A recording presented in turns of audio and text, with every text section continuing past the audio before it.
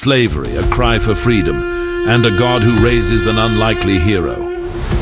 In the ancient land of Egypt, a powerful dynasty thrived on the backs of a suffering people, the Israelites. Enslaved for generations, they toiled under the searing sun, building monuments to Pharaoh's glory while their own cries for deliverance echoed into the heavens. Pharaoh's grip on the Israelites was ironclad, his resolve fueled by fear of their growing numbers. They were a nation without land, hope, or a future, or so it seemed. Yet, amid this bleak oppression, hope would arise from the most unexpected place, a tiny basket drifting along the Nile. This is where the story of Moses begins, a tale not just of one man, but of the unshakable faith of a people, and the enduring promise of a God who hears the cries of the oppressed. The story begins during a time of unimaginable despair. Pharaoh, threatened by the sheer number of Israelites, decreed that every Hebrew boy born would be thrown into the river. It was a decree of cruelty, a desperate attempt to crush the spirit of a people. But one woman, armed with courage and faith, defied this edict. Jochebed, a Hebrew mother, placed her infant son in a reed basket, entrusting him to God's care as she released him into the Nile's currents. With a prayer on her lips and tears in her eyes, she let go, believing that somehow God had a plan. And there, a miracle occurred. Pharaoh's daughter, bathing along the riverbank, discovered the child. Struck by his beauty and innocence, she took him in as her own, naming him Moses, meaning drawn out of the water. Little did she know, this child born into obscurity would grow up to challenge the might of Egypt's throne and lead an entire nation to freedom. Raised in the luxury of Pharaoh's court, Moses might have seemed destined for a life of comfort and privilege, but God had other plans. As the years passed, Moses began to sense the call of his true identity. Torn between the life he had known and the suffering of his people, he would make a choice that would set the stage for one of the most dramatic stories in human history. But the story of Moses is more than one of daring escapes and miraculous victories. It's a story about faith in the unseen, courage in the face of overwhelming odds, and the transformative power of answering a divine call. Moses' journey, from an abandoned baby to the leader of a liberated people, is a testament to what happens when ordinary lives intersect with an extraordinary God. What does it take to change the course of history? Moses' life answers this question with one profound truth. It begins with a willingness to say yes. It begins with faith, even when the odds are against you, and perseverance, even when the path ahead seems impossible. This is not just the story of Moses, but of the God who calls us to step out of our comfort zones and into the unknown. It's the story of how one man's obedience transformed the destiny of millions and revealed the heart of a God who delivers. Stay tuned as we explore the incredible events that shaped Moses into a leader, a prophet, and a man whose legacy continues to inspire millions. Sometimes the path to greatness begins in the most unexpected places. In the grand halls of Pharaoh's palace, amidst the wealth and power of ancient Egypt, a child of Hebrew descent was being raised as a prince. Moses was given every advantage Egypt could offer: education, military training, and the lifestyle of the elite.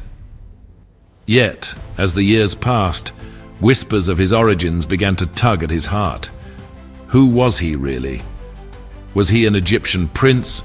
Or did his heart belong to the Hebrew slaves who cried out to God for deliverance? This is where Moses' journey to leadership begins, not in triumph, but in conflict.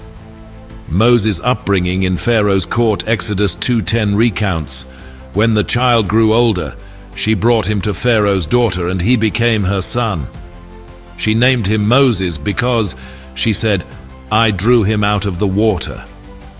Imagine the irony. The very child Pharaoh's decree sought to destroy was now being nurtured under his roof, raised as royalty. While Pharaoh was determined to subjugate the Israelites, God had a plan to raise up a deliverer in his own household. Moses' early years were spent learning the ways of the Egyptians. According to Acts 7:22, Moses was educated in all the wisdom of the Egyptians and was powerful in speech and action. He would have studied leadership, strategy, and the art of governance. Yet despite this life of privilege, Moses' heart was never truly at rest. Hebrews 11:24-25 reveals, "By faith Moses, when he had grown up, refused to be known as the son of Pharaoh's daughter. He chose to be mistreated along with the people of God rather than to enjoy the fleeting pleasures of sin." Moses' connection to his Hebrew heritage could not be severed. As Moses reached adulthood, his internal conflict grew. According to Acts 7:23, when Moses was 40 years old, he decided to visit his own people, the Israelites. He witnessed their harsh treatment firsthand. The grandeur of Pharaoh's court could no longer blind him to the suffering of his people. Imagine the scene: Moses, dressed in royal garments, walking among the enslaved Hebrews. Every whip crack, every anguished cry reminded him that he could no longer ignore his identity. The question gnawed at him: what could he do to help his people? One day Moses' turmoil reached a breaking point. Exodus 2:11-12 narrates, "One day after Moses had grown up, he went out to where his own people were and watched them at their hard labor. He saw an Egyptian beating a Hebrew, one of his own people. Looking this way and that and seeing no one, he killed the Egyptian and hid him in the sand." Moses believed he was acting as a deliverer, but his actions were driven by human anger rather than divine direction. The next day, when he attempted to mediate a dispute between two Hebrews, one of them retorted, "Who made you ruler and judge over us? Are you thinking of killing me as you killed the Egyptian?" Exodus 2:14. In that moment, Moses realized his secret was out. Pharaoh would soon hear of the murder, and Moses' life would be in danger. The turning point: Moses flees to Midian. Exodus 2:15 tells us, "When Pharaoh heard of this, he tried to kill Moses, but Moses fled from Pharaoh and went to live in Midian." Moses left Egypt behind, not just physically, but emotionally. He was a man without a country, alienated from the Hebrews and exiled from the Egyptians. In Midian, Moses' life took a dramatically different turn. From the grandeur of a palace to the simplicity of a shepherd's life, Moses began to learn humility. He found refuge with Jethro, the priest of Midian, and married his daughter Zipporah. For 40 years, Moses tended sheep in the wilderness, his royal upbringing seemingly forgotten. Yet these years in Midian were not wasted. God was shaping Moses, teaching him patience and perseverance. Shepherding flocks in the harsh desert would prepare him for the task of leading a nation through similar terrain. As Isaiah 55:8-9 reminds us, "For my thoughts are not your thoughts, neither are your ways my ways, declares the Lord." God's plan for Moses was unfolding, even when it seemed like nothing was happening. The burning bush, a divine encounter. At the age of 80, Moses' life changed forever. Exodus 3:1-2 describes the moment. Now Moses was tending the flock of Jethro, his father-in-law, the priest of Midian, and he led the flock to the far side of the wilderness and came to Horeb, the mountain of God. There the angel of the Lord appeared to him in flames of fire from within a bush. Moses saw that though the bush was on fire, it did not burn up. Intrigued, Moses approached. When the Lord saw that he had gone over to look, God called to him from within the bush, "Moses, Moses," and Moses said, "Here I am." Exodus 3:4. This was no ordinary encounter. It was a direct call from the God of Abraham, Isaac, and Jacob. God declared, "I have indeed seen the misery of my people in Egypt. I have heard them crying out because of their slave drivers, and I am concerned about their suffering. So I have come down to rescue them. And now I am sending you to Pharaoh to bring my people, the Israelites, out of Egypt." Exodus 3:7-10. Moses' doubts and God's reassurance. Moses was overwhelmed by the task. "Who am I that I should go to Pharaoh and bring the Israelites out of Egypt?" Exodus 3:11. His self-doubt mirrored the fear and inadequacy many of us feel when faced with a divine calling. But God reassured him, "I will be with you." Exodus 3:12.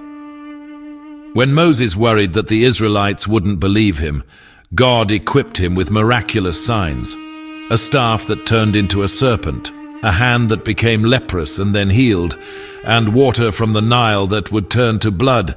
Exodus 4:1-9. Even with these assurances, Moses hesitated, citing his lack of eloquence. "Pardon your servant, Lord. I have never been eloquent. I am slow of speech and tongue." Exodus 4:10. God responded, "Who gave human beings their mouths? Who makes them deaf or mute? Who gives them sight or makes them blind? Is it not I, the Lord? Now go. I will help you speak and will teach you what to say." Exodus 4:11-12.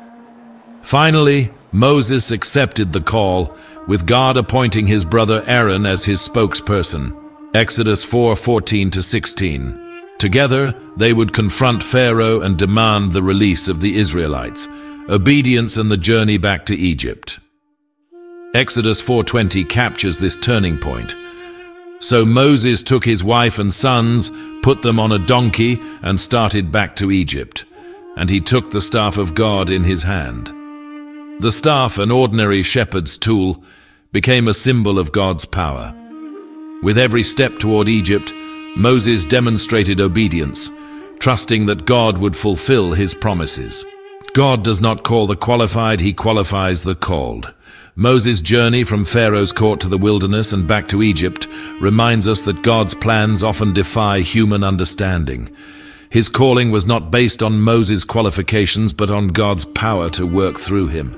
As we reflect on Moses' story, we are reminded that no past mistake or personal limitation can hinder God's purpose. Moses and Aaron stood before Pharaoh, the most powerful man in Egypt, armed with nothing but a divine mandate and a shepherd's staff. The court of Pharaoh was a place of grandeur, filled with ornate carvings, towering pillars, and the weight of authority. Pharaoh himself, seated on a golden throne, regarded the two brothers with a mixture of curiosity and disdain. To him they were merely representatives of a lowly enslaved people. Yet as Exodus 5:1 records, Moses spoke with boldness. "This is what the Lord, the God of Israel, says, Let my people go, so that they may hold a festival to me in the wilderness." Pharaoh's response was swift and dismissive. "Who is the Lord, that I should obey him and let Israel go? I do not know the Lord, and I will not let Israel go." Exodus 5:2. To Pharaoh, the God of the Hebrews was irrelevant, a powerless deity of an enslaved people. His heart was hardened, his arrogance blinding him to the power of the one who had sent Moses. Instead of heeding their request, Pharaoh increased the burden on the Israelites, forcing them to gather their own straw for bricks while maintaining their daily quotas. The people's suffering deepened, and they turned on Moses, accusing him of making their lives worse. Moses, discouraged, cried out to God, "Why, Lord? Why have you brought trouble on this people? Is this why you sent me? Ever since I went to Pharaoh to speak in your name, he has brought trouble on this people, and you have not rescued your people at all." Exodus 5:22-23. But God reassured him with a powerful promise.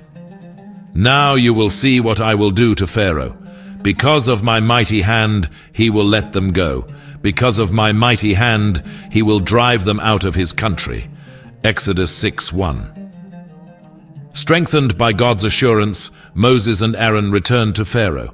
This time they performed the first of many signs. Aaron's staff transformed into a serpent before Pharaoh's eyes. But Pharaoh's magicians, using their own sorcery, replicated the feat, and Pharaoh's heart remained hardened. Yet even in this display of resistance, God's power was evident. Aaron's serpent swallowed the others, a subtle yet undeniable foreshadowing of the greater victories to come. The confrontation had only begun. God commanded Moses to warn Pharaoh of what would follow if he continued to refuse his command. The first plague struck as Moses, following God's instructions, raised his staff over the waters of the Nile. The river, the lifeblood of Egypt, turned to blood.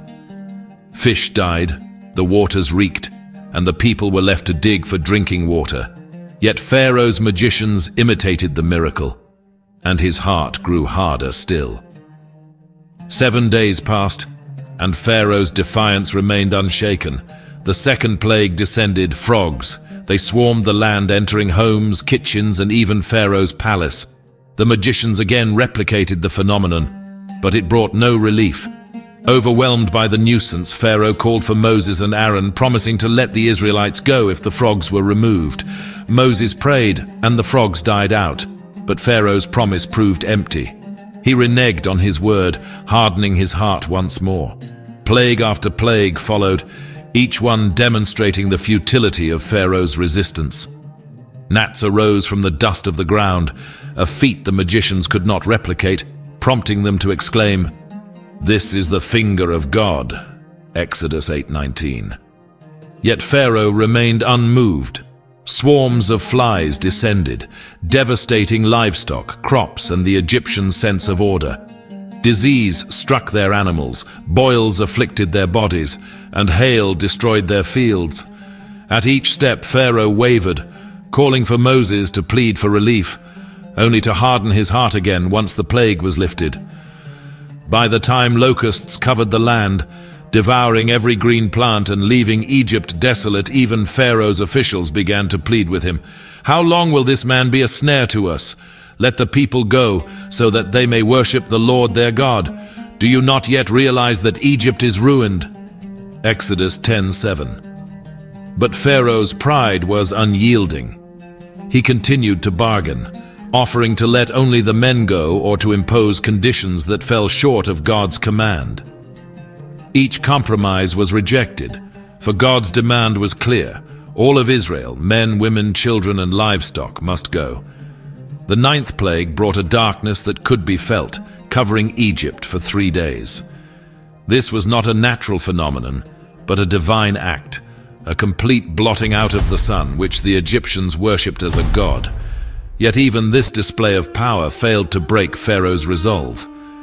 His heart was as hard as the stone idols he worshipped. Throughout these plagues, God's purpose became increasingly clear. Exodus 9:16 reveals, "But I have raised you up for this very purpose, that I might show you my power, and that my name might be proclaimed in all the earth." Pharaoh's defiance served only to magnify God's sovereignty, demonstrating that no earthly power could stand against him. Moses and Aaron, once hesitant and unsure, now stood as unwavering instruments of God's will.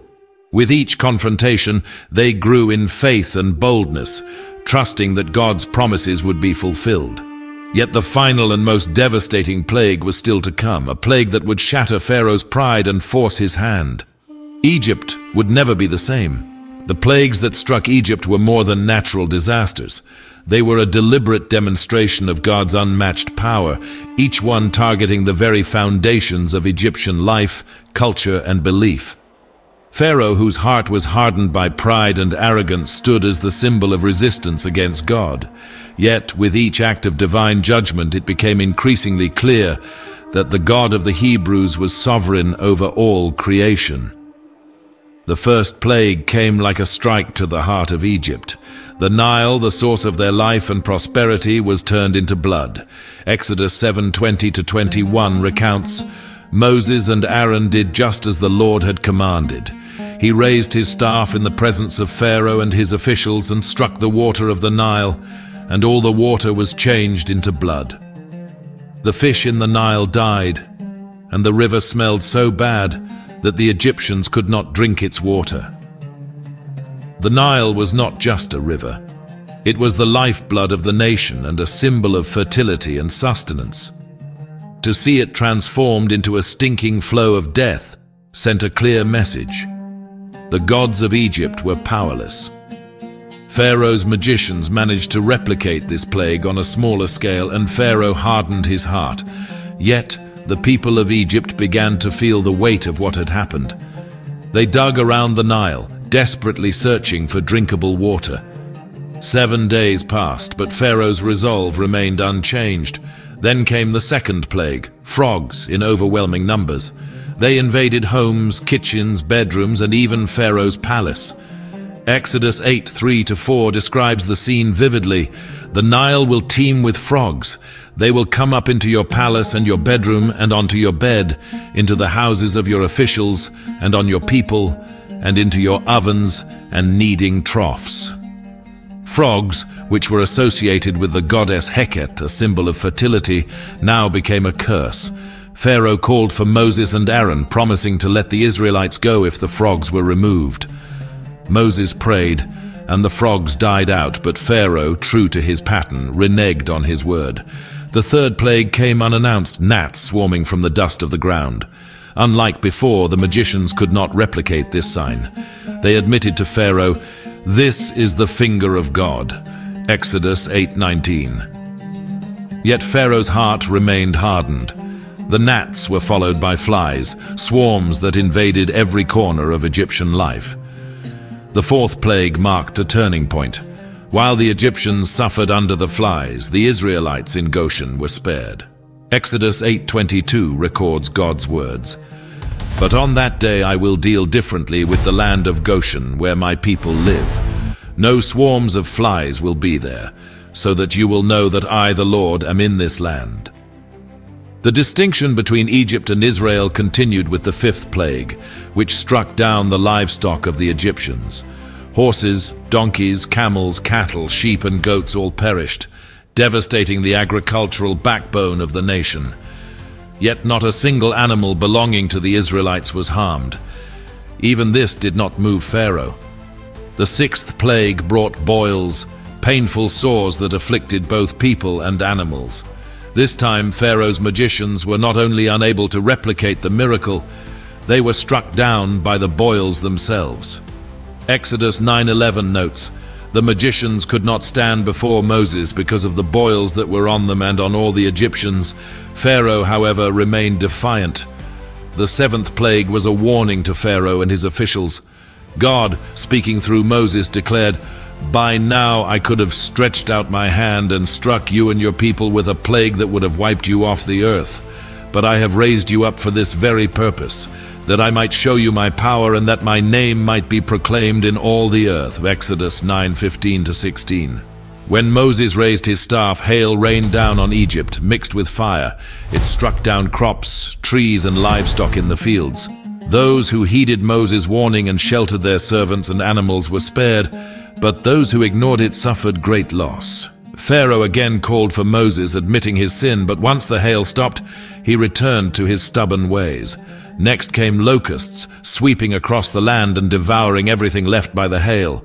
Egypt's officials, desperate for relief, pleaded with Pharaoh to let the Israelites go. "Do you not yet realize that Egypt is ruined?" Exodus 10:7. But Pharaoh's pride was unyielding. He attempted to bargain, allowing only the men to leave, but Moses refused. The plague came, leaving Egypt barren. The ninth plague brought darkness, a thick, impenetrable darkness that lasted for 3 days. This was no ordinary darkness. It symbolized the defeat of Ra, the sun god, one of Egypt's most powerful deities. While the Egyptians were enveloped in darkness, the Israelites had light in their dwellings. Yet Pharaoh's heart remained unyielding. He angrily ordered Moses to leave, declaring, "The day you see my face, you will die." Exodus 10:28. Moses responded with a chilling prophecy. "You are right. I will never see your face again." Exodus 10:29. Each plague struck at the heart of Egyptian life and worship, systematically dismantling their pantheon of gods. The Nile, frogs, livestock, and even the sun itself, all were shown to be under the authority of the one true God. Yet Pharaoh's hardened heart remained a testament to the human capacity for pride and rebellion. Through these plagues, God demonstrated his power, not just to Pharaoh and the Egyptians, but to all who would hear of these events. Exodus 9:16 declares, "But I have raised you up for this very purpose, that I might show you my power and that my name might be proclaimed in all the earth." Even in judgment, God's ultimate purpose was redemption, for his people and for the world. But the final plague, the most devastating of all, was yet to come. It would break Pharaoh's will and mark the beginning of Israel's journey to freedom. The stage was set for the final and most devastating plague, a plague that would not only shatter Pharaoh's pride but also bring Egypt to its knees. Despite the unimaginable suffering inflicted by the previous 9 plagues, Pharaoh's heart remained hardened. Each time he wavered, he returned to defiance, but this final act of judgment would leave no room for resistance. God spoke to Moses with solemnity and clarity, detailing what was to come. Exodus 11:1-2 records, "Now the Lord had said to Moses, I will bring one more plague on Pharaoh and on Egypt. After that, he will let you go from here, and when he does, he will drive you out completely." This plague would strike at the very core of Egypt, their future, their pride, and their sense of invincibility. Moses, obeying God's instructions, delivered a dire warning to Pharaoh. "This is what the Lord says. About midnight I will go throughout Egypt. Every firstborn son in Egypt will die, from the firstborn son of Pharaoh who sits on the throne to the firstborn son of the female slave who is at her hand mill, and all the firstborn of the cattle as well." Exodus 11:4-5. The death of the firstborn would be the ultimate blow, demonstrating that even Pharaoh, considered a god by his people, was powerless to protect his own household. Pharaoh's response was not recorded in words, but in silence, a silence that spoke volumes of his stubbornness. He had defied the God of the Hebrews time and time again, believing himself to be untouchable. But the weight of his decisions was about to fall upon him with devastating finality. Meanwhile, God gave Moses instructions for the Israelites to prepare for this momentous night. This preparation became the foundation of the Passover, a sacred observance that would commemorate their deliverance for generations to come. Exodus 12:3-7 outlines the specifics. "Tell the whole community of Israel that on the 10th day of this month, each man is to take a lamb for his family, one for each household. Take care of them until the 14th day of the month, when all the members of the community of Israel must slaughter them at twilight. Then they are to take some of the blood and put it on the sides and tops of the door frames of the houses where they eat the lambs. The lamb's blood painted on the door frames would serve as a sign for the Lord to pass over their homes, sparing the Israelites from the coming judgment." The instructions were detailed, and the people obeyed with reverence, knowing that their obedience would mean the difference between life and death.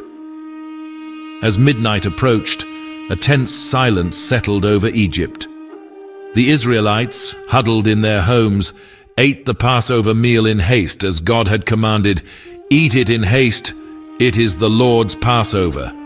Exodus 12:11. They were dressed and ready to leave at a moment's notice, their hearts filled with a mixture of fear and anticipation. Then, at the appointed time, judgment struck. Exodus 12:29-30 recounts the harrowing scene. "At midnight the Lord struck down all the firstborn in Egypt, from the firstborn of Pharaoh, who sat on the throne, to the firstborn of the prisoner who was in the dungeon, and the firstborn of all the livestock as well. Pharaoh and all his officials and all the Egyptians got up during the night, and there was loud wailing in Egypt, for there was not a house without someone dead." The grief that swept through Egypt was unparalleled. The gods they had trusted to protect them had failed. The Pharaoh, who had stood as a symbol of divine power, was now broken, mourning the loss of his own firstborn son. It was a moment of undeniable defeat, a clear demonstration that the God of Israel was supreme over all. In his anguish, Pharaoh summoned Moses and Aaron during the night and finally relented. "Up, leave my people, you and the Israelites. Go worship the Lord as you have requested. Take your flocks and herds as you have said, and go, and also bless me." Exodus 12:31-32. His words, spoken in desperation, were a complete reversal of his earlier defiance. Pharaoh, the ruler of the most powerful nation on earth, had been brought low by the hand of God. The Egyptians, too, urged the Israelites to leave. fearful that further delays might bring even greater calamity. Exodus 12:33 notes, "The Egyptians urged the people to hurry and leave the country, for otherwise, they said, we will all die." They gave the Israelites silver, gold, and clothing, fulfilling the promise God had made earlier that his people would not leave empty-handed. Exodus 12:35-36. As the Israelites departed, their numbers swelled to over 600,000 men, not including women and children. It was a nation on the move, carrying with them the fulfillment of God's promise to Abraham. The Exodus marked not only their physical liberation, but also the triumph of God's covenant faithfulness. Yet even as the Israelites left Egypt in haste, Pharaoh's hardened heart was not fully softened. His defeat did not translate to surrender. His grief soon gave way to anger, and he would muster his army to pursue them, leading to the dramatic climax at the Red Sea. But for now, in this moment, the Israelites stood at the threshold of freedom, delivered by the hand of God. The story of Pharaoh's hardened heart serves as a powerful reminder of the consequences of pride and rebellion against God. Despite countless opportunities to repent, Pharaoh chose to resist, leading to the ultimate destruction of his land and his people. Yet even in judgment, God's purpose was redemptive, showcasing his power and establishing his name as the one true God over all the earth. The night of the first Passover was unlike any other in history, a night that forever marked the transition from bondage to freedom for the Israelites. In obedience to God's instructions, each family had chosen a spotless lamb, cared for it, and prepared it as a sacrifice. Its blood, painted on the doorframes of their homes, served as the sign of their faith and the protection of their firstborn from the final plague. This act of obedience, though simple, carried profound significance. It was a declaration of trust in the God who had promised to deliver them. Inside the homes of the Israelites, the mood was tense, yet reverent. The aroma of roasted lamb filled the air as families gathered to eat the meal in haste, dressed and ready to leave at a moment's notice. They ate bitter herbs, a reminder of their years of suffering in Egypt, and unleavened bread, symbolizing the urgency of their departure. The instructions were clear. This meal was not just sustenance, it was a sacred act, one that would be commemorated by generations to come. Exodus 12:14 records, "This is a day you are to commemorate. For the generations to come you shall celebrate it as a festival to the Lord, a lasting ordinance." While the Israelites ate in preparation, the angel of the Lord moved through Egypt, bringing the 10th and final plague. At midnight, the cries of anguish began, spreading from house to house. The firstborn of every Egyptian household perished. From the palace of Pharaoh to the humblest of homes, even the firstborn of the livestock were struck down. Exodus 12:30 describes the scene vividly. Pharaoh and all his officials and all the Egyptians got up during the night, and there was loud wailing in Egypt, for there was not a house without someone dead. The death of the firstborn was not just a physical loss. It was a direct challenge to the spiritual foundation of Egypt. Pharaoh, considered a living god, was powerless to save his own heir. The gods of Egypt, worshipped and revered, were exposed as impotent against the power of the God of Israel. This was the culmination of God's judgment, not only on Pharaoh's tyranny, but on the false deities that Egypt trusted for protection and provision. Pharaoh, broken and grieving, summoned Moses and Aaron in the middle of the night. His words were urgent and desperate. "Up, leave my people, you and the Israelites. Go worship the Lord as you have requested. Take your flocks and herds as you have said, and go, and also bless me." Exodus 12:31-32.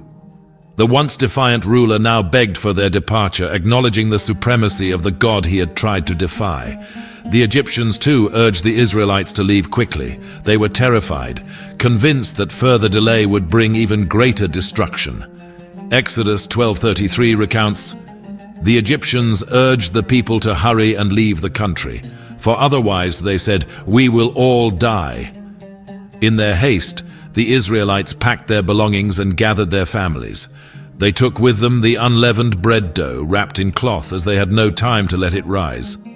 As God had foretold, they also asked the Egyptians for silver, gold, and clothing. The Egyptians, eager to see them leave, gave generously, fulfilling God's promise that his people would not leave empty-handed. The Israelites' departure was not a quiet or solitary event.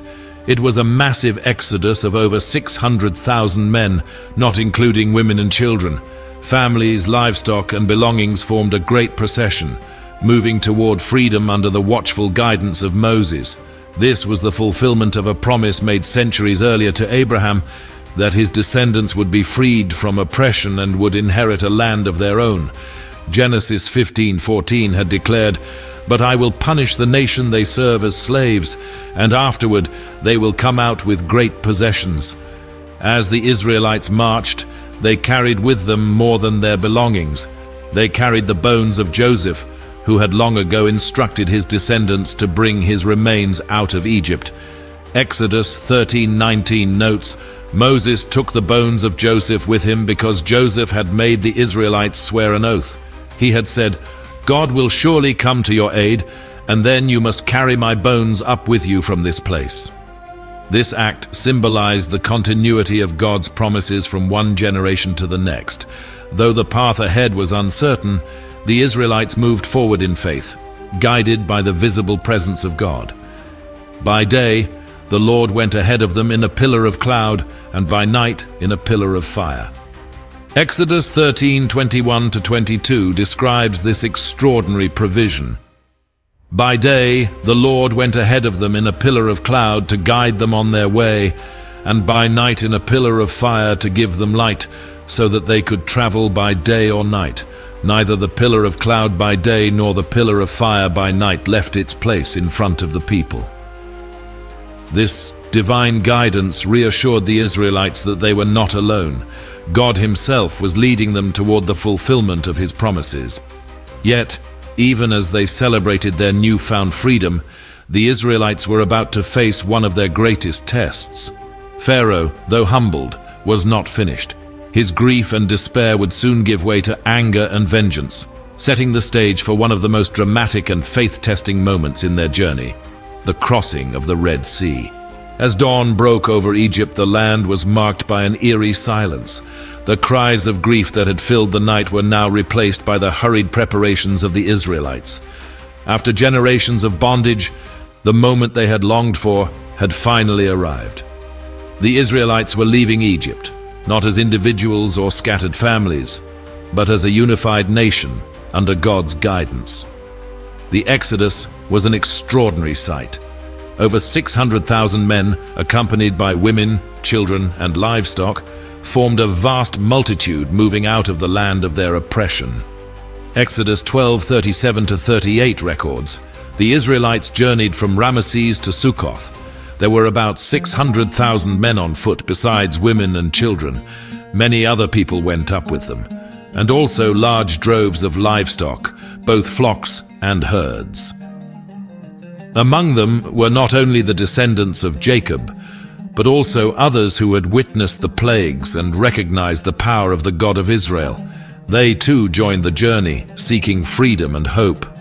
Though they left in haste, the departure was not chaotic. God had instructed them to prepare for this moment. The unleavened bread they carried symbolized their readiness to move quickly, leaving behind the leaven of Egypt. Exodus 12:39 describes, "With the dough the Israelites had brought from Egypt, they baked loaves of unleavened bread." The dough was without yeast because they had been driven out of Egypt and did not have time to prepare food for themselves. The unleavened bread, later celebrated in the Feast of Unleavened Bread, became a lasting reminder of their deliverance. As they moved forward, Moses led them with confidence, not in his own abilities, but in the assurance of God's promises. This was not the end of their story, but the beginning of a journey to the land God had sworn to Abraham, Isaac, and Jacob. Exodus 13:5 records God's promise, When the Lord brings you into the land of the Canaanites, Hittites, Amorites, Hivites, and Jebusites, the land he swore to your ancestors to give you, a land flowing with milk and honey, you are to observe this ceremony in this month. The journey was as much about shaping the identity of a people as it was about reaching a physical destination. Among the possessions they carried was a sacred and symbolic item, the bones of Joseph. Exodus 13:19 recounts, Moses took the bones of Joseph with him because Joseph had made the Israelites swear an oath. He had said, God will surely come to your aid, and then you must carry my bones up with you from this place. Joseph's bones were a tangible link to their history, a reminder that God's promises were not confined to a single generation but spanned across time. As they departed, the Israelites were guided by an unmistakable sign of God's presence. During the day, a pillar of cloud led the way, and at night, a pillar of fire illuminated their path. Exodus 13:21-22 describes this miraculous guidance. By day the Lord went ahead of them in a pillar of cloud to guide them on their way, and by night in a pillar of fire to give them light, so that they could travel by day or night. Neither the pillar of cloud by day nor the pillar of fire by night left its place in front of the people. These pillars were not only practical but deeply symbolic, a visible reminder that God was with them in every step of their journey. Despite the joy of their departure, not all was resolved. Pharaoh, though broken by grief, began to regret his decision. Exodus 14:5 reveals his change of heart. When the king of Egypt was told that the people had fled, Pharaoh and his officials changed their minds about them and said, "What have we done? We have let the Israelites go and have lost their services." His regret turned to fury, and he assembled his army, the most powerful military force of its time, to pursue the Israelites. Chariots rumbled through the streets of Egypt as Pharaoh's forces prepared to chase the people he had once enslaved. The Israelites, unaware of the danger closing in behind them, continued their journey, following the pillars of cloud and fire. Their route, however, was not a direct one. God led them in a way that seemed unconventional, taking them toward the Red Sea rather than the land of the Philistines. Exodus 13:17-18 explains this divine strategy. When Pharaoh let the people go, God did not lead them on the road through the Philistine country, though that was shorter. For God said if they face war, they might change their minds and return to Egypt. So God led the people around by the desert road toward the Red Sea. This route, though longer, was a path of faith, designed to teach the Israelites dependence on God rather than their own strength. As they approached the Red Sea, the vast waters stretched before them, an impassable barrier. It was a moment of testing, one that would reveal their trust or lack thereof in the God who had delivered them. And yet, even in this moment, God's plan was unfolding. Behind them, Pharaoh's army drew closer, a looming threat that seemed to erase the triumph of their departure. Exodus 14:9 describes the scene. The Egyptians, all Pharaoh's horses and chariots, horsemen and troops, pursued the Israelites and overtook them as they camped by the sea near Pi-hahiroth, opposite Baal-zephon. The people, seeing the dust of Pharaoh's approaching army, were overcome with fear. They cried out to Moses, "Was it because there were no graves in Egypt that you brought us to the desert to die? What have you done to us by bringing us out of Egypt?" Exodus 14:11. Their cries reflected their uncertainty, their struggle to trust the God who had already demonstrated his power. Yet even in their fear, God was preparing to display his glory in a way that would forever mark their identity as his chosen people. The Israelites stood trapped between the waters of the Red Sea and the thunderous approach of Pharaoh's army. Behind them, the ground trembled with the sound of horses' hooves and the rumble of chariot wheels. Before them, the seemingly impassable expanse of the sea stretched out, cutting off any path to safety. It was a moment of despair, and the people's fear overwhelmed them. They cried out to Moses, accusing him of leading them to their deaths. "It would have been better for us to serve the Egyptians than to die in the desert." Exodus 14:12. Their faith, shaken by the sight of their pursuers, faltered. Moses, however, stood firm. His response was not one of panic, but of unwavering trust in God's power. He addressed the people with words of courage and reassurance. "Do not be afraid. Stand firm, and you will see the deliverance the Lord will bring you today. The Egyptians you see today you will never see again. The Lord will fight for you. You need only to be still." Exodus 14:13-14. His words, spoken in the face of fear, pointed the Israelites back to the God who had delivered them from Egypt, reminding them that their deliverance did not depend on their strength, but on God's. In this critical moment, God instructed Moses to take action. Then the Lord said to Moses, "Why are you crying out to me? Tell the Israelites to move on. Raise your staff and stretch out your hand over the sea to divide the water so that the Israelites can go through the sea on dry ground." Exodus 14:15-16. What seemed impossible to human eyes, a path through the sea, was already within God's plan. His command was clear: move forward in faith.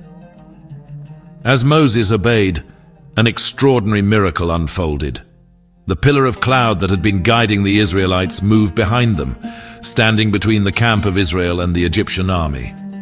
Exodus 14:20 recounts, "Throughout the night the cloud brought darkness to the one side and light to the other side, so neither went near the other all night long."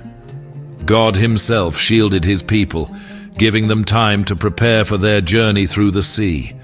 Moses stretched out his staff over the waters, and the sea began to part.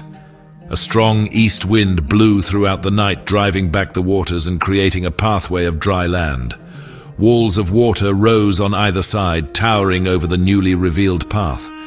Exodus 14:21-22 describes this awe-inspiring scene. "Then Moses stretched out his hand over the sea, and all that night the Lord drove the sea back with a strong east wind and turned it into dry land. The waters were divided, and the Israelites went through the sea on dry ground, with a wall of water on their right and on their left. As the Israelites stepped onto the path, they walked not just with their feet, but with their faith." The sight of the divided waters and the dry ground beneath them was a testament to God's power and presence. Parents guided their children, shepherds led their flocks, and families carried their belongings, all moving toward freedom. Though the journey through the sea was daunting, it was also a moment of profound hope. Each step they took was an act of trust in the God who had made a way where there was none. Behind them, Pharaoh's army advanced, undeterred by the miracle unfolding before them. The Egyptians followed the Israelites into the sea, their chariots and horsemen charging down the same path, but their confidence would soon turn to chaos. Exodus 14:24-25 describes how God intervened. "During the last watch of the night, the Lord looked down from the pillar of fire and cloud at the Egyptian army and threw it into confusion. He jammed the wheels of their chariots so that they had difficulty driving. And the Egyptians said, 'Let's get away from the Israelites. The Lord is fighting for them against Egypt.' When the last of the Israelites had safely crossed, God gave Moses one final command. Then the Lord said to Moses, 'Stretch out your hand over the sea so that the waters may flow back over the Egyptians and their chariots and horsemen.'" Exodus 14:26.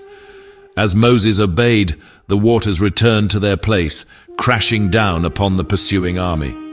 Exodus 14:28 captures the devastating end. The water flowed back and covered the chariots and horsemen, the entire army of Pharaoh that had followed the Israelites into the sea. Not one of them survived. The might of Egypt was utterly destroyed, not by human hands, but by the hand of God. On the other side of the sea, the Israelites stood in awe of what they had witnessed.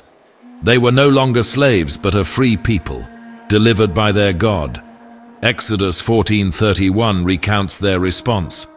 "And when the Israelites saw the mighty hand of the Lord displayed against the Egyptians, the people feared the Lord and put their trust in him and in Moses his servant." Their fear of Pharaoh was replaced by reverence for the God who had saved them. In their joy and gratitude, the Israelites lifted their voices in praise.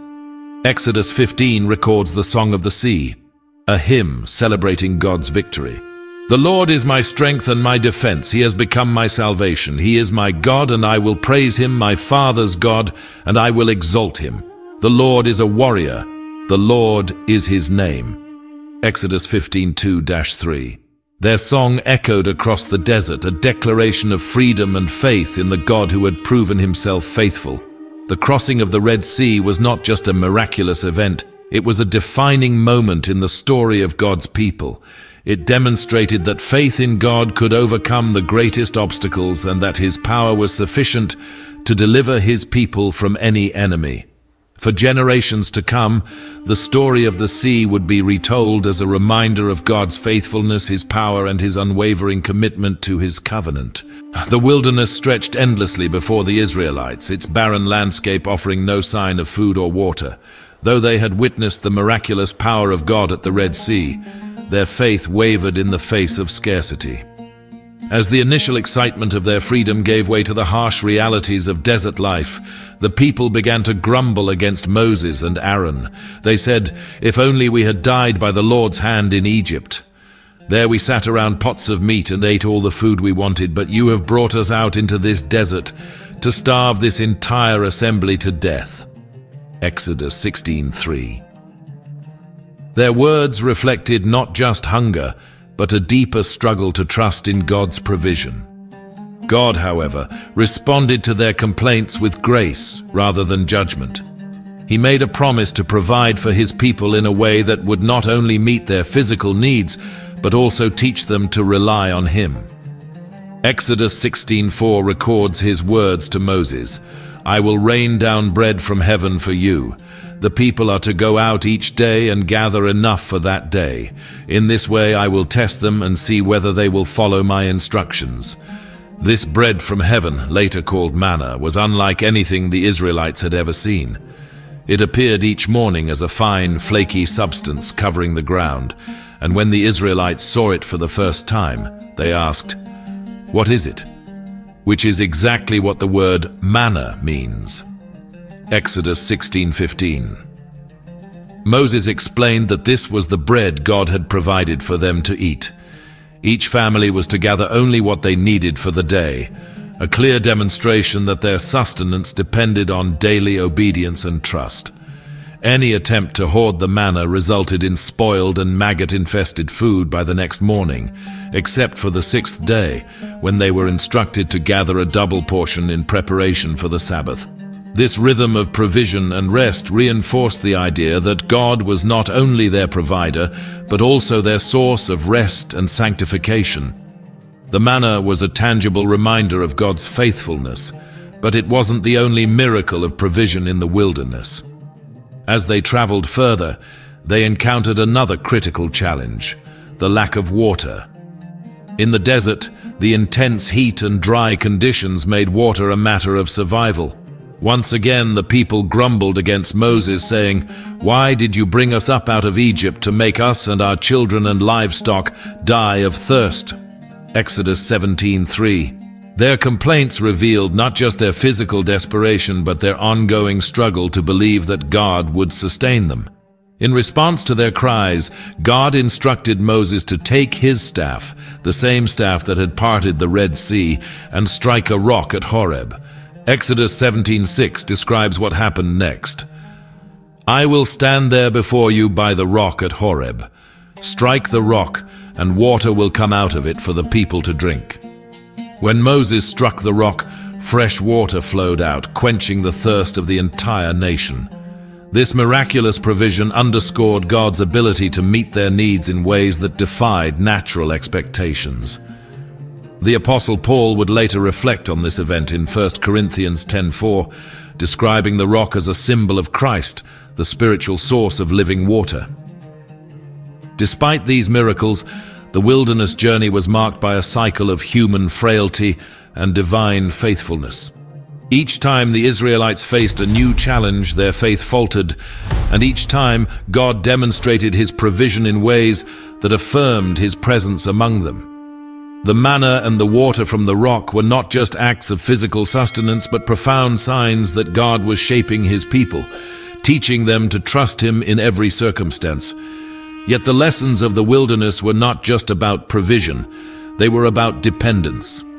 In Egypt, the Israelites had relied on their oppressors for their food, even if it came at the cost of their freedom. In the wilderness, God was teaching them a new way of life, one in which they depended entirely on him for their daily bread. Deuteronomy 8:3 later reflected on this period, saying, "He humbled you, causing you to hunger, and then feeding you with manna, which neither you nor your ancestors had known, to teach you that man does not live on bread alone, but on every word that comes from the mouth of the Lord." This period in the wilderness also revealed the depth of God's patience. Though the Israelites grumbled and doubted, he continued to provide for them, shaping them into a nation that would bear his name. The manna would sustain them for the entire 40 years of their wandering, ceasing only when they entered the promised land. Joshua 5:12. This continuity of provision served as a daily reminder of God's faithfulness, even when their faith was weak. In these moments of provision, the Israelites were being prepared for something greater. The wilderness was not just a place of testing, but a place of transformation. It was here that they learned who God was, a provider, a sustainer, and a faithful covenant keeper. The manna and the water from the rock were just the beginning of the ways God would reveal himself to his people, drawing them closer to him as they journeyed toward the fulfillment of his promises. After weeks of wandering through the wilderness, the Israelites arrived at the base of Mount Sinai. This was no ordinary stop on their journey. It was a divine appointment. God had chosen this mountain as the place where he would formally establish his covenant with his people. Exodus 19:3-4 recounts how God spoke to Moses, saying, "This is what you are to say to the descendants of Jacob, and what you are to tell the people of Israel. You yourselves have seen what I did to Egypt, and how I carried you on eagle's wings and brought you to myself." The arrival at Sinai marked a transition from deliverance to dedication, as God prepared to shape the Israelites into a holy nation. Moses ascended the mountain to meet with God, leaving the people camped below. There, God declared his intentions. "Now if you obey me fully and keep my covenant, then out of all nations you will be my treasured possession. Although the whole earth is mine, you will be for me a kingdom of priests and a holy nation." Exodus 19:5-6. These words revealed the heart of God's plan. The Israelites were not just freed from Egypt to wander aimlessly, they were chosen for a purpose. They were to be his representatives on earth, a people set apart to reflect his holiness. Moses returned to the camp and conveyed God's message to the people, and they responded with one voice, "We will do everything the Lord has said." Exodus 19:8. This pledge of obedience marked their commitment to the covenant, though they would soon discover the depth of its requirements. God instructed Moses to consecrate the people, having them wash their clothes and abstain from certain activities, as preparation for his presence. The mountain itself became a holy place, set apart with strict boundaries. Anyone who approached it without permission would be put to death, for the presence of God demanded reverence. On the third day, Mount Sinai was enveloped in smoke and fire. Thunder rumbled, lightning flashed, and a loud trumpet blast echoed through the air, causing the people to tremble. Exodus 19:18-19 describes the scene. Mount Sinai was covered with smoke, because the Lord descended on it in fire. The smoke billowed up from it like smoke from a furnace, and the whole mountain trembled violently. As the sound of the trumpet grew louder and louder, Moses spoke, and the voice of God answered him. This awe-inspiring display was a manifestation of God's majesty, a reminder that he was not like the false gods of Egypt, but the creator of heaven and earth. It was in this setting that God delivered the 10 Commandments, the foundation of his covenant with Israel. These commandments recorded in Exodus 20 began with a declaration of his identity and authority. I am the Lord your God, who brought you out of Egypt, out of the land of slavery. Exodus 22. The commandments outlined a moral and spiritual framework that would guide the Israelites in their relationship with God and with one another. They included instructions to worship God alone, to honor the Sabbath, to respect parents, and to avoid murder, theft, adultery, false testimony, and covetousness. These were not arbitrary rules, but expressions of God's character and his desire for his people to reflect his holiness. As the commandments were spoken, the people stood in fear, overwhelmed by the presence of God. They pleaded with Moses, saying, "Speak to us yourself, and we will listen. But do not have God speak to us, or we will die." Exodus 20:19. Their reaction revealed the chasm between sinful humanity and a holy God. Yet even in their fear, God's purpose was clear. As Moses explained, "Do not be afraid. God has come to test you, so that the fear of God will be with you to keep you from sinning." Exodus 20:20. Moses once again ascended Mount Sinai, this time to receive the commandments written on stone tablets. For 40 days and nights he remained on the mountain, communing with God and receiving detailed instructions for the construction of the Tabernacle and the establishment of the priesthood. These instructions underscored the covenant's depth, extending beyond the 10 Commandments to encompass every aspect of Israelite life. God's desire was not just to dwell among his people, but to be central to their worship and daily existence. The covenant at Mount Sinai was a turning point in the story of the Israelites. It established their identity as God's chosen people and set them apart from the nations around them. However, it also revealed their need for grace. Even as God gave them his laws, the Israelites struggled to live up to his standards. The commandments were not just rules to follow. They were a reflection of God's holiness and a call to trust him completely. This moment at Sinai would be remembered for generations. Deuteronomy 4:33-34 later reflected on the significance of this event. Has any other people heard the voice of God speaking out of fire, as you have and lived? Has any God ever tried to take for himself one nation out of another nation? By testings, by signs and wonders, by war, by a mighty hand and an outstretched arm, or by great and awesome deeds, like all the things the Lord your God did for you in Egypt before your very eyes. The giving of the law was a unique and unparalleled event, one that marked Israel as God's treasured possession. The commandments given at Sinai were not just for the Israelites, but for all who would come to know the God of Israel. They pointed to a deeper truth that God desires relationship, not just rule following, and that his laws are an expression of his love and holiness. Though the Israelites would struggle to uphold the covenant, the God who had called them remained faithful, guiding them step by step toward his ultimate purpose. While Moses remained on Mount Sinai, enveloped in God's presence for 40 days and nights, the Israelites below grew restless. They had witnessed God's mighty acts of deliverance and heard his voice thunder from the mountain. Yet their faith faltered in Moses' prolonged absence. Fear and doubt crept into their hearts, and they began to question whether Moses would ever return. In their impatience, they sought a tangible representation of God, something they could see and touch. Exodus 32:1 describes their demand to Aaron, "Come, make us gods who will go before us. As for this fellow Moses who brought us up out of Egypt, we don't know what has happened to him." Aaron, rather than standing firm in faith, succumbed to their demands. He instructed the people to bring their gold jewelry, the very treasures they had received from the Egyptians during their exodus. Melting the gold, Aaron crafted it into the image of a calf, a common symbol of strength and fertility in the ancient Near East. He then declared, "These are your gods, Israel, who brought you up out of Egypt." Exodus 32:4. The people, eager to worship, offered sacrifices and indulged in revelry, turning their backs on the God who had delivered them. This act of idolatry was a profound betrayal. The covenant they had just entered with God explicitly forbade the worship of other gods or the creation of graven images. Exodus 24:5 had commanded, "You shall not make for yourself an image in the form of anything in heaven above, or on the earth beneath, or in the waters below. You shall not bow down to them or worship them."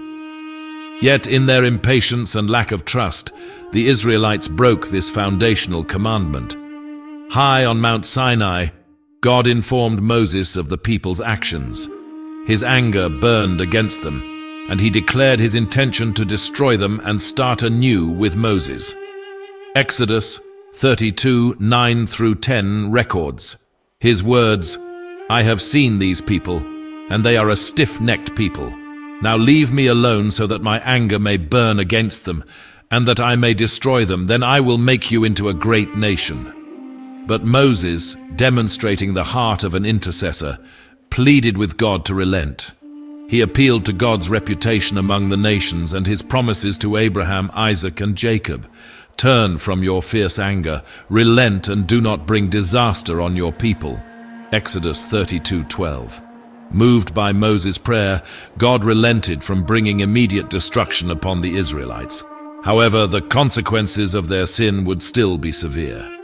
Moses descended the mountain, carrying the stone tablets inscribed with the commandments of God.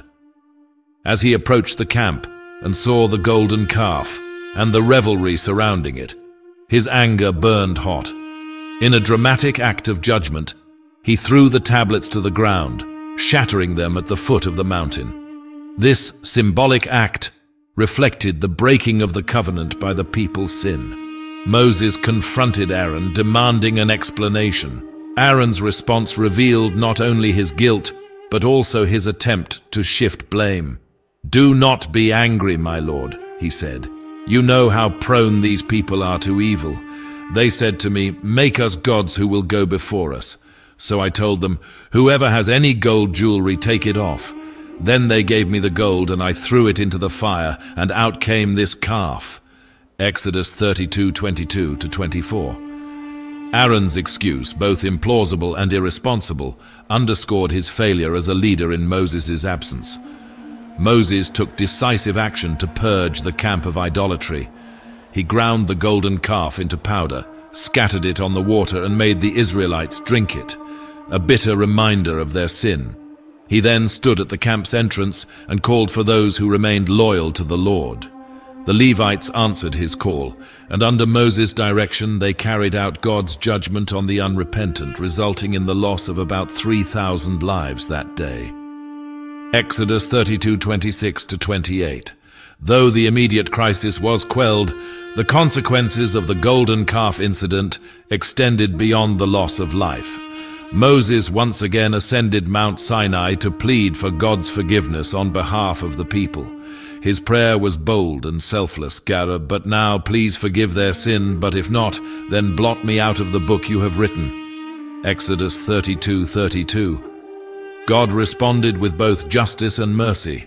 He declared that those who had sinned against him would be held accountable, but he also reaffirmed his commitment to lead his people to the Promised Land. The golden calf incident was a sobering reminder of the Israelites' frailty and their tendency to revert to old ways of thinking. Despite experiencing God's miraculous deliverance and entering into a covenant with him, they quickly turned to idolatry when faced with uncertainty. This event highlighted their need for constant guidance and grace, a truth that resonates with all humanity. God's response to their sin also revealed his character. While he is a God of justice who cannot tolerate sin, he is also a God of mercy who responds to repentance and intercession. The shattered tablets of the covenant were soon replaced with new ones, as God instructed Moses to carve another set. This act symbolized not only the restoration of the covenant, but also God's willingness to forgive and renew his relationship with his people. The golden calf episode stands as a cautionary tale, warning against the dangers of impatience, idolatry, and misplaced trust. Yet it also points to the hope of restoration and the steadfastness of God's love. Though the Israelites had failed, God's plan for them endured. His faithfulness would not be shaken even by their greatest mistakes. Following the dramatic events of the golden calf, the Israelites' journey through the wilderness took on a renewed focus. Despite their failure, God reaffirmed his covenant with his people and continued to guide them toward their ultimate destiny. Central to this covenant was the construction of the Tabernacle, a physical structure that would serve as God's dwelling place among his people. The Tabernacle was more than a tent. It was a profound symbol of God's desire to be present with his people and to lead them into a deeper relationship with him. The instructions for building the tabernacle were given directly by God to Moses during his time on Mount Sinai. In Exodus 25:8, God declared, "Then have them make a sanctuary for me, and I will dwell among them." This statement encapsulated the heart of God's intention to be near his people, not as a distant deity, but as an ever-present guide and protector. The design of the tabernacle was intricate and detailed, reflecting the holiness of God and the reverence he required. Every element, from the materials used to the dimensions specified, carried spiritual significance. The construction of the tabernacle began with the gathering of materials. God commanded Moses to invite the people to contribute offerings, saying, "From what you have, take an offering for the Lord. Everyone who is willing is to bring to the Lord an offering of gold, silver, and bronze, blue, purple, and scarlet yarn and fine linen, goat hair, ram skins dyed red, and another type of durable leather, acacia wood, olive oil for the light, spices for the anointing oil and for the fragrant incense, and onyx stones and other gems to be mounted on the ephod and breastpiece." Exodus 35:5-9.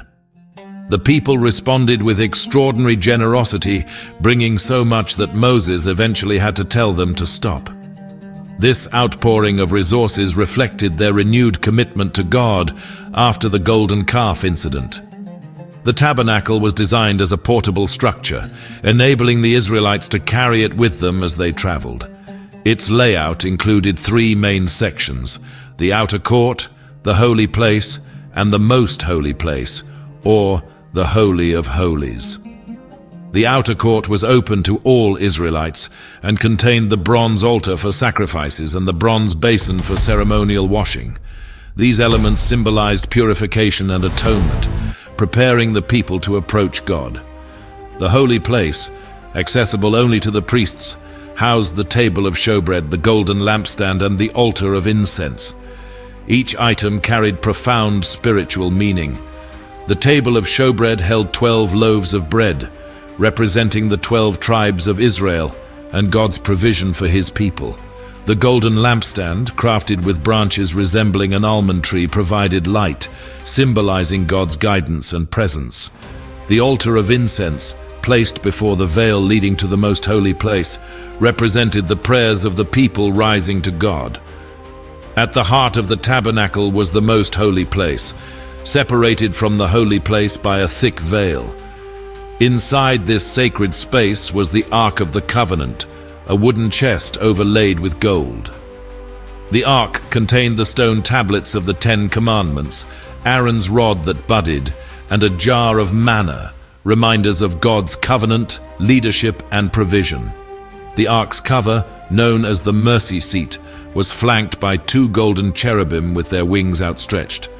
It was here above the mercy seat that God's presence would dwell in a visible manifestation of his glory. Exodus 25:22 describes this sacred meeting place. There, above the cover between the 2 cherubim that are over the Ark of the Covenant law, I will meet with you and give you all my commands for the Israelites. The construction of the tabernacle was a communal effort involving skilled artisans, craftsmen, and laborers. God specifically chose Bezalel and Oholiab, filling them with his spirit to enable them to execute the intricate designs with precision and artistry. Exodus 35:31-32 says, "And he has filled him with the Spirit of God, with wisdom, with understanding, with knowledge, and with all kinds of skills, to make artistic designs for work in gold, silver, and bronze." Their work reflected the principle that all gifts and talents were to be used for God's glory. When the tabernacle was finally completed, it was dedicated to the Lord in a solemn ceremony. Exodus 40:34-35 describes the moment when God's presence filled the structure. Then the cloud covered the tent of meeting, and the glory of the Lord filled the tabernacle. Moses could not enter the tent of meeting because the cloud had settled on it, and the glory of the Lord filled the tabernacle. This event confirmed that God had accepted their offering and would dwell among his people as promised. The tabernacle became the center of Israel's worship and spiritual life. It reminded the people of God's holiness and their need for atonement, as well as his desire to be close to them. The sacrificial system, administered by the priests, pointed to the seriousness of sin and the necessity of a mediator. Yet even in its grandeur, the tabernacle was a temporary structure, a foreshadowing of something greater. Centuries later, the Apostle John would declare, "The Word became flesh and made his dwelling among us." John 1:14. The Greek word for dwelling is closely tied to the concept of the tabernacle, emphasizing that Jesus Christ fulfilled the tabernacle's purpose by bringing God's presence directly to humanity. For the Israelites in the wilderness, the tabernacle was a tangible reminder of God's faithfulness and his desire to be with them. It was not merely a building, but a symbol of relationship, a God who did not abandon his people but walked with them, even in their wandering.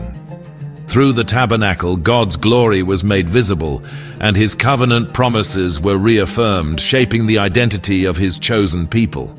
As the Israelites stood on the threshold of the promised land, the weight of their journey rested heavily upon Moses. For 40 years, he had led them through the wilderness, interceded on their behalf, and served as the mediator of God's covenant. Now, at the age of 120, Moses knew that his time as leader was coming to an end.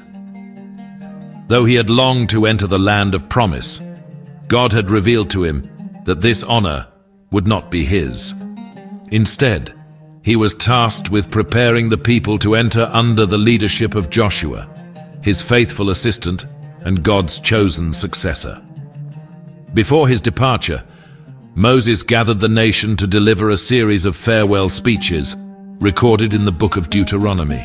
These speeches were not mere goodbyes. They were a call to faithfulness, a reminder of God's covenant, and a challenge to remain obedient as they stepped into a new chapter of their history. Moses began by recounting their journey, reminding them of God's faithfulness and provision. He spoke of the victories they had already experienced, such as their triumphs over Sihon and Og, kings of the Amorites, and emphasized that these victories were a foretaste of what God would accomplish in the land ahead. Moses' words were filled with both encouragement and warning. He urged the people to trust in God's power and to reject the idolatry that had plagued them in the past. "Be careful," he said, "that you do not forget the Lord your God, failing to observe his commands, his laws, and his decrees that I am giving you this day. Otherwise, when you eat and are satisfied, when you build fine houses and settle down, and when your herds and flocks grow large, and your silver and gold increase, and all you have is multiplied, then your heart will become proud, and you will forget the Lord your God, who brought you out of Egypt, out of the land of slavery." Deuteronomy 8:11-14.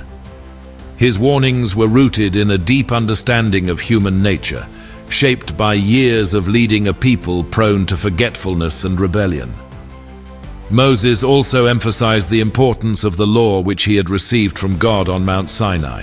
He instructed the Israelites to keep these commandments at the center of their lives, teaching them diligently to their children and engraving them on their hearts. "Take to heart all the words I have solemnly declared to you this day, so that you may command your children to obey carefully all the words of this law. They are not just idle words for you, they are your life." Deuteronomy 32:46-47. Moses understood that the key to the nation's success in the Promised Land was not military strength or political strategy, but faithfulness to God. One of Moses' most profound moments came when he addressed the transfer of leadership to Joshua. God had already chosen Joshua, a man of courage and faith, to lead the people after Moses' death. In the presence of the entire assembly, Moses formally commissioned Joshua, laying hands on him and charging him with the responsibility of guiding the nation. "Be strong and courageous," Moses declared. "Do not be afraid or terrified because of them, for the Lord your God goes with you. He will never leave you nor forsake you," at Deuteronomy 31:6. These words, spoken from one leader to the next, reflected Moses' confidence not in Joshua's abilities alone, but in God's unwavering presence with his people. The commissioning of Joshua was not just a practical necessity, it was a deeply spiritual act. By laying hands on Joshua, Moses symbolized the passing of authority and the continuation of God's plan. Numbers 27:18-20 recounts God's instructions for this act. "Take Joshua son of Nun, a man in whom is the spirit of leadership, and lay your hand on him. Have him stand before Eleazar the priest and the entire assembly, and commission him in their presence. Give him some of your authority so the whole Israelite community will obey him." This moment affirmed Joshua as God's chosen leader, instilling confidence in the people as they prepared to follow him into uncharted territory. In his final days, Moses also took the time to bless each tribe of Israel, speaking prophetic words over their future. These blessings, recorded in Deuteronomy 33, were a reminder of God's faithfulness to each tribe and his promises to the nation as a whole. For example, to the tribe of Judah, Moses declared, "Hear, Lord, the cry of Judah, bring him to his people. With his own hands he defends his cause. Oh, be his help against his foes." Deuteronomy 33:7. To Levi, the tribe entrusted with the priesthood, Moses said, "Bless all his skills, Lord, and be pleased with the work of his hands." Deuteronomy 33:11. Each blessing reflected Moses' deep love for the people he had led and his trust in God's continued guidance. As Moses concluded his farewell, he directed the people's attention not to himself, but to the God who had called and sustained them. "There is no one like the God of Jeshurun, who rides across the heavens to help you and on the clouds in his majesty. The eternal God is your refuge, and underneath are the everlasting arms." Deuteronomy 33:26-27. His words were a final reminder that their success in the Promised Land would depend not on their own strength, but on their relationship with the God who had been with them every step of the way. Moses' life and leadership stand as one of the most profound examples of faith, perseverance, and humility in history.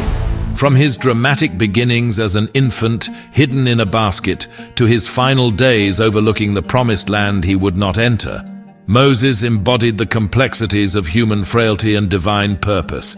His character and leadership were shaped by both triumphs and failures, making him a relatable yet extraordinary figure in the story of God's people. Moses' humility was one of his defining traits. Though he was raised in Pharaoh's palace and equipped with all the privileges of Egyptian royalty, he did not allow pride to overshadow his calling. Numbers 12:3 provides a striking description of Moses. "Now Moses was a very humble man, more humble than anyone else on the face of the earth." This humility was not innate, but forged through years of dependence on God, beginning with his exile in Midian. During those years as a shepherd, Moses learned to lead not with the arrogance of a prince, but with the patience and care of one entrusted with another's flock. Moses' reluctance to accept God's call at the burning bush reveals his deep awareness of his own limitations. When God commissioned him to deliver the Israelites from Egypt, Moses responded with hesitation, saying, "Who am I that I should go to Pharaoh and bring the Israelites out of Egypt?" Exodus 3:11. This question reflected not only his self-doubt, but also his understanding of the enormity of the task. Yet, God's response was simple and profound. "I will be with you." Exodus 3:12. Throughout his life, Moses relied not on his own abilities, but on the assurance of God's presence. As a leader, Moses demonstrated unparalleled courage and persistence. He confronted Pharaoh, the most powerful man in the world, armed only with the staff in his hand and the words of the Lord. Time and again he stood before Pharaoh to deliver God's command, "Let my people go." Exodus 5:1. Despite Pharaoh's repeated refusals and the increasing hardships placed on the Israelites, Moses did not waver. His persistence was grounded in his trust that God would fulfill his promises. Yet Moses' leadership was not without challenges. The Israelites, despite witnessing miracles such as the parting of the Red Sea and the provision of manna, were a difficult and often rebellious people. They grumbled against Moses, accusing him of leading them to their deaths in the wilderness. At times, their complaints reached a breaking point for Moses. In one moment of exasperation, he cried out to God, "What am I to do with these people? They are almost ready to stone me." Exodus 17:4. Despite his frustrations, Moses continually interceded on their behalf, pleading with God to show mercy rather than judgment. Moses' intercessory role was one of his most remarkable qualities. After the Israelites' sin with the golden calf, God declared his intention to destroy them and start anew with Moses. Instead of seizing the opportunity for personal glory, Moses pleaded for the people, appealing to God's covenant promises and reputation among the nations. "But now, please forgive their sin. But if not, then blot me out of the book you have written." Exodus 32:32. This selflessness and willingness to stand in the gap for others highlighted Moses' deep love for the people he led, despite their flaws. Moses' character was also marked by obedience. Whether it was stretching out his staff over the Red Sea, striking the rock at Horeb for water, or ascending Mount Sinai to receive God's commandments, Moses consistently followed God's instructions. His obedience was not perfect. His striking of the rock at Meribah instead of speaking to it, as God commanded, ultimately cost him the opportunity to enter the Promised Land. Numbers 27-12. Yet even in his failure, Moses accepted God's judgment with humility, continuing to lead the people faithfully until the end of his life. Another defining aspect of Moses' leadership was his unwavering commitment to God's word. As the mediator of the covenant, Moses received the law and taught it to the Israelites, ensuring that they understood its significance. He reminded them repeatedly of the importance of obeying God's commands, emphasizing that their success in the Promised Land depended on their faithfulness.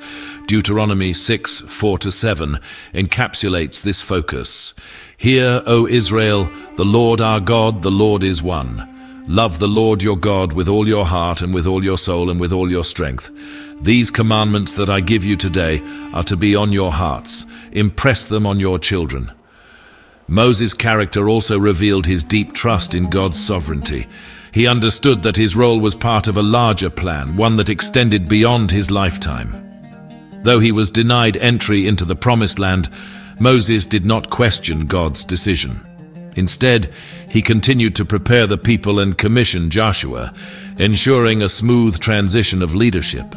This willingness to accept God's plan, even when it meant personal disappointment, demonstrated Moses' ultimate loyalty to the Lord.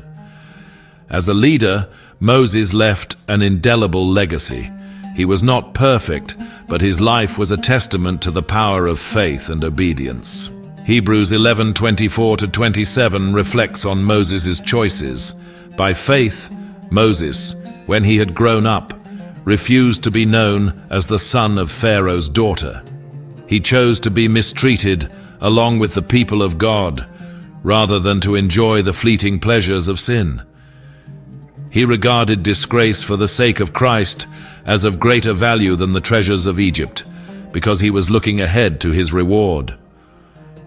Moses' leadership continues to inspire, not because he was without flaws, but because he pointed others to God. His humility, courage, obedience, and intercession reveal a leader who understood his dependence on the Lord. Moses' story is a reminder that God often uses imperfect people to accomplish his perfect purposes, equipping them with his presence and power along the way. As the Israelites prepared to enter the Promised Land, Moses' journey approached its final chapter. For 40 years he had led them through trials, triumphs, and transformations. Now, standing at the plains of Moab, he looked upon the land he had longed to see but would never enter.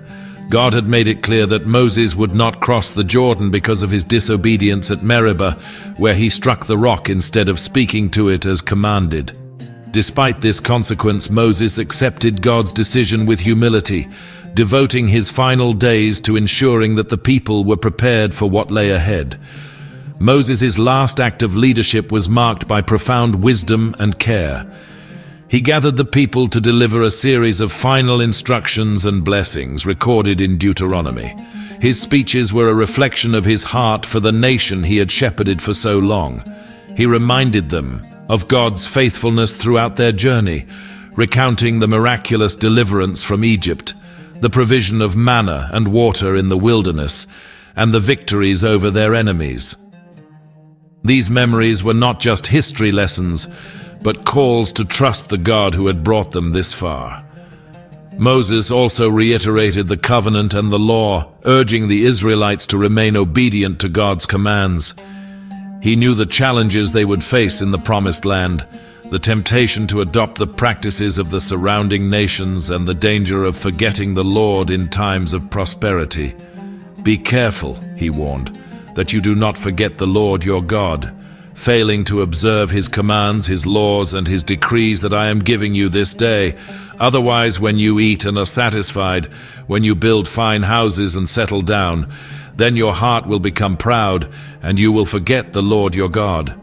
Deuteronomy 8:11-14. Moses spoke not only as a leader but as a father figure to the nation, offering words of encouragement and warning in equal measure. He charged them to choose life by loving the Lord and walking in his ways. "This day I call the heavens and the earth as witnesses against you that I have set before you life and death, blessings and curses. Now choose life, so that you and your children may live, and that you may love the Lord your God. Listen to his voice and hold fast to him." Deuteronomy 30:19-20. These words captured the essence of Moses' leadership, a passionate desire for his people to remain faithful to the God who had chosen them. One of Moses' most significant final acts was the commissioning of Joshua. Recognizing that leadership was not about personal legacy, but about God's plan, Moses publicly affirmed Joshua as his successor. In the presence of the assembly, Moses laid hands on Joshua, transferring authority and blessing him with wisdom and strength. "The Lord himself goes before you and will be with you. He will never leave you nor forsake you. Do not be afraid.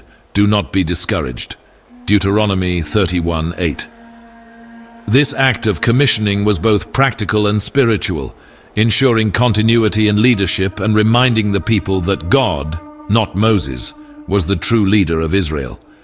After blessing the tribes and addressing the nation, Moses ascended Mount Nebo as God had instructed. From its summit he gazed upon the promised land stretched out before him. Though he would not enter it, God allowed him to see the fulfillment of his promise to Abraham, Isaac, and Jacob. Deuteronomy 34:1-4 describes the scene. "Then the Lord said to him, 'This is the land I promised on oath to Abraham, Isaac, and Jacob, when I said, I will give it to your descendants. I have let you see it with your eyes, but you will not cross over into it.'" Moses' final moments were spent in the presence of God. He died on Mount Nebo, and God himself buried him in Moab, in a place known to no one. This mysterious burial underscored the sacredness of Moses' life and death. Deuteronomy 34:5-6 records, "And Moses, the servant of the Lord, died there in Moab, as the Lord had said. He buried him in Moab, in the valley opposite Beth Peor, but to this day no one knows where his grave is." This act of divine burial was a fitting conclusion to a life wholly devoted to God's purposes.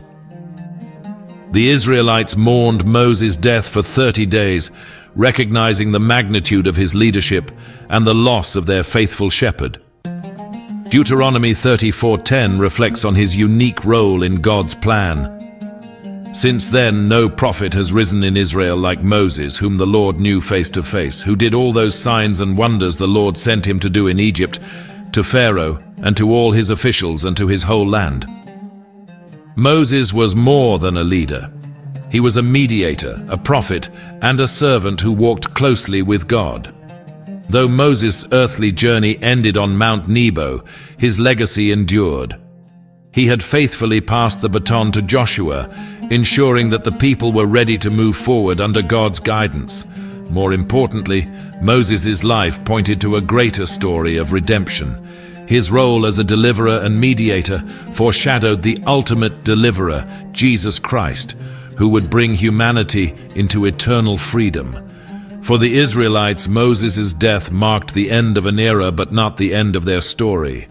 His leadership had prepared them to enter the Promised Land, and his teachings continued to guide them for generations. Moses' final words, actions, and faithfulness left an indelible mark on God's people, reminding them that though leaders may come and go, God's promises endure forever. Moses' life is a story of faith, obedience, and perseverance, a journey that inspires us to trust in a higher purpose, even when the path ahead seems uncertain. From his miraculous rescue as a baby on the Nile to his final moments gazing at the Promised Land, Moses demonstrated what it means to walk in step with God's plan. His life was not without challenges. He faced doubts, failures, and hardships, yet his faith in God remained unshaken. In every season, Moses' story reminds us that God doesn't call the perfect, he perfects those he calls. One of the greatest lessons we can take from Moses is the power of faith. When faced with the impossible, Moses trusted in God's ability to make a way. Whether it was standing before Pharaoh with nothing but a staff, raising his hand over the Red Sea, or interceding for a rebellious nation, Moses acted in faith, knowing that God would fulfill his promises. Hebrews 11:27 highlights this faith. By faith he left Egypt, not fearing the king's anger. He persevered because he saw him who is invisible. His example challenges us to trust in God's unseen hand, even when circumstances feel overwhelming. Moses' life also teaches us the importance of obedience. Time and again he followed God's instructions, even when they defied human logic. His willingness to obey allowed God to work miracles through him, demonstrating his power and faithfulness to an entire nation. Yet Moses' story also reveals the cost of disobedience. When he struck the rock at Meribah, instead of speaking to it, he was denied entry into the Promised Land. This moment of failure reminds us that while God is merciful, obedience matters deeply in our relationship with him. Finally, Moses' perseverance is a testament to his character. For 40 years he led a people who often doubted, complained, and rebelled. Yet Moses never gave up on them because he never gave up on the God who had called him. His endurance was rooted in his reliance on God's strength rather than his own. In moments of frustration, when he felt the weight of leadership pressing down, Moses turned to God for guidance, help, and reassurance. His perseverance encourages us to remain steadfast, trusting that God's plans are worth the struggle. The story of Moses is not just history, it's a legacy. His faithfulness laid the foundation for the nation of Israel and pointed to a greater deliverer to come, Jesus Christ. Like Moses, Jesus led his people out of bondage, not from physical slavery but from the chains of sin and death. Moses' life, with all its highs and lows, ultimately foreshadowed the redemption story that God was writing for all humanity. Today, Moses' story continues to impact millions, reminding us that God can use ordinary people to accomplish extraordinary purposes. It's a story of hope, redemption, and the transformative power of trusting in a higher calling. Whatever challenges you face, Moses' journey reminds us that God is always with us, equipping us for the tasks he sets before us and guiding us through every season of life. As we reflect on Moses' life, let's be inspired to live with the same faith, obedience, and perseverance. Let's choose to trust in God's plan even when it doesn't make sense. Let's step into the unknown with courage, knowing that the God who parted the Red Sea and provided manna in the wilderness is the same God who walks with us today. And let's remember that every step of faith we take is part of a greater story, one that brings glory to God and draws us closer to His purpose for our lives. Before we close, I want to thank you for joining us on this journey through the life of Moses. If this story has inspired you, please support this channel by hitting the like button, sharing your thoughts in the comments, and subscribing. Your support helps us continue to share meaningful stories like this one with people all around the world. Let's take a moment to pray together. Heavenly Father, thank you for the life of Moses and the powerful lessons we can learn from his faith, obedience, and perseverance. Thank you for showing us through his story that you are a God who leads, provides, and fulfills your promises. Lord, I pray for everyone watching today. Whatever challenges they are facing, may they be reminded that you are with them, guiding them just as you guided Moses. Strengthen their faith, give them courage, and help them to trust in your higher purpose. Bless their lives, their families, and their journeys. We ask this in Jesus' name. Amen. Thank you once again for being part of this community. Together, let's continue to explore stories of faith and discover how God's Word can transform our lives. See you in the next video. Until then, take care, stay blessed, and trust in the God who leads us all.